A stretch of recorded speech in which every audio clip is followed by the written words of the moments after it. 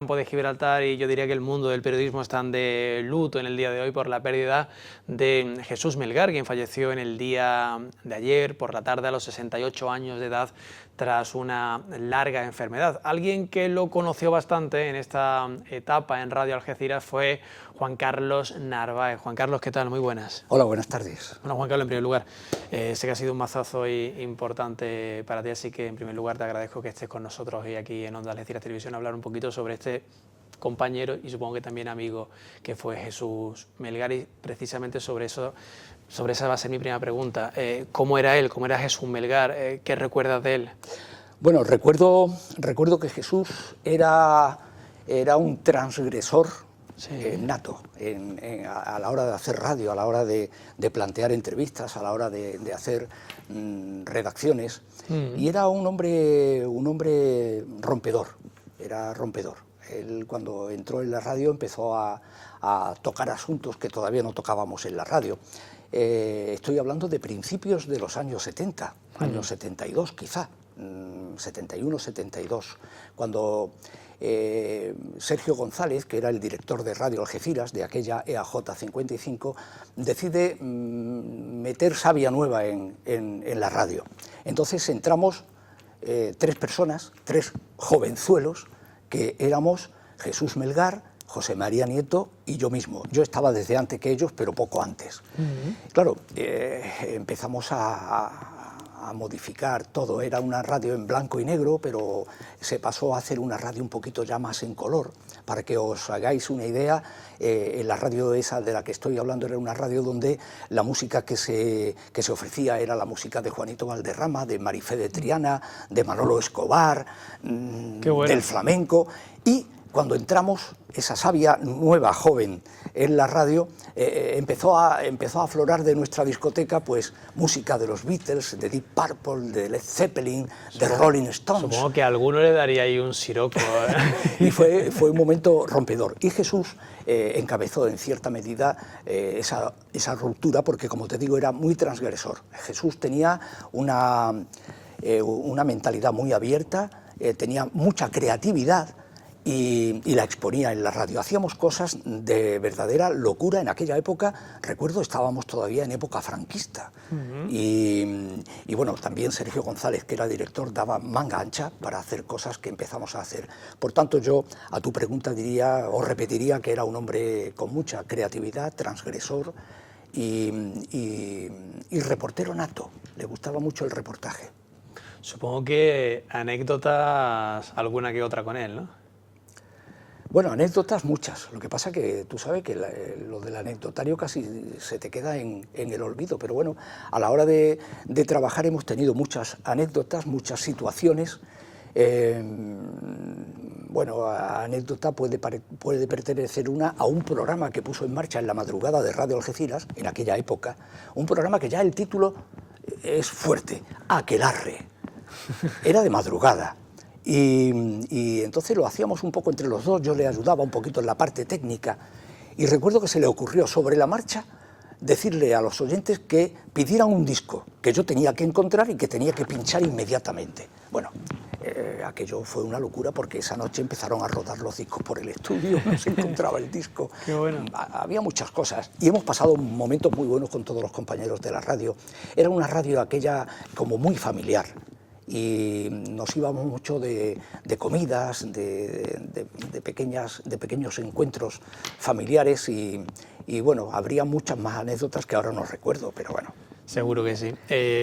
También, bueno, él empieza en Radio Algeciras de la cadena SER, pero él cómo acaba luego siendo la mano derecha o el alma, por así decirlo, de El Loco de la Colina, con Jesús Quintero o con Carlos Herrera en Onda Cero. ¿Cómo da el salto desde Algeciras hasta a trabajar con estas figuras del periodismo como son Herrera y Sí, eso Quintero? Forma parte del propio ADN de Jesús. Jesús era una persona que no podía estar en un sitio quieto mucho tiempo. Hizo muchas cosas. Estuvo en el mundo de la publicidad también. Creó un semanario, creo que era semanario aquí en en Algeciras, que no recuerdo el título, pero fue un semanario importante. También grababa cuñas publicitarias. Estuvo un tiempo fuera de los medios de comunicación, en otra experiencia personal,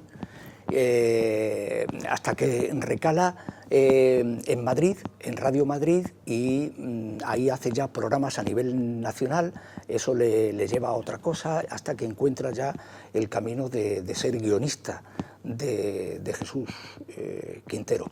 De todas formas, casi te hablo de memoria, porque Jesús, efectivamente, cuando ya marcha de Algeciras, le perdemos un poco la pista, y tampoco podría decirte exactamente la vida que llevó. Pero el terminar con Carlos Herrera o terminar con Jesús Quintero siendo guionista era producto de esa creatividad a la que te hago alusión. Son personajes, sobre todo Jesús Quintero, que exigía mucho a sus guionistas, o sus guionistas tenían que estar mucho a la altura de Jesús Quintero. Por tanto, tampoco era un puesto fácil para cualquiera que no tuviera esa creatividad, ese poder de imaginación. Independientemente de que él estuviese en Sevilla o en Madrid, como has comentado ahora mismo, yo creo que Algeciras nunca lo dejó de lado. Y, por ejemplo, el discurso que dio cuando le dieron el hijo adoptivo en el año... Sí. Bueno, se lo otorgaron en el 2020, pero el acto fue en el 22 por el tema de la pandemia. De la pandemia, sí. Él decía que era, vamos, que fuese de la estación de San Roque, él era un algecireño más, que él llevaba Algeciras por bandera, Madrid, en Sevilla, donde hiciese falta. Bueno, te puedo decir que en aquella época de la que te hablo en la radio, yo nunca supe que Jesús Melgar era de la estación de San Roque. Él decía que era de Algeciras, claro. Porque además su familia toda tenía su negocio en la calle Sevilla, en la panadería de la calle Sevilla y tal. Entonces no supe nunca que Jesús Melgar era de la estación de San Roque, y casi me entero cuando le dieron el título de hijo adoptivo. Creo que ese día me enteré, pero Jesús no era de Algeciras. Deberían darle predilecto, sí, no adoptivo, ¿no? Sí.